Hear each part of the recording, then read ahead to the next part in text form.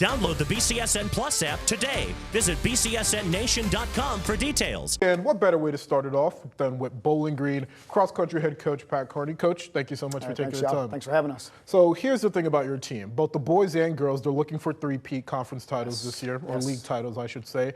And it's the first time they would do that since 03, 04, 05, when they three-peated the state championship. That's probably correct. Our girls were very dominant in the NLL in the early 2000s under Brian Tucker. I was an assistant during those years.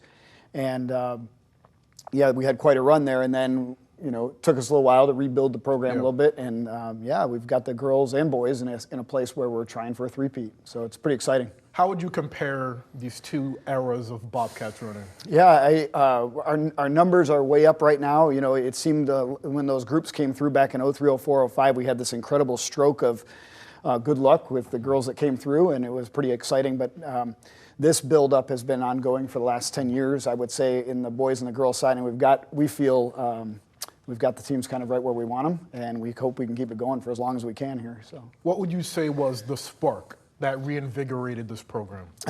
Boy, that's really tough to say too. It seems like our numbers have steadily increased. I don't think it was necessarily one particular thing. I definitely think success helps. And so the more successful our programs have been in the last 10 years, I think our numbers have steadily gone up. And now we're to, I think, 62 kids, 32 boys and 30 girls on the rosters, and that's the largest we've ever had. So we're thrilled. We're ecstatic about that, especially for a school our size. I mean, and I think about the resilience that you guys showed last year. Avery Crawford, she battled an illness last year. And you had Kale Smith battling an injury, but you had people step up, and that led you guys to the state meet. What does that say about your program? Yeah, we preach over and over again, and I'm sure we're not the only coaches that do this. I'm sure at Perrysburg they preach the same thing. We have to have at least 10 who we can rely on to step into those positions, and we preach to those kids. We don't care whether you're our first runner or our 10th runner.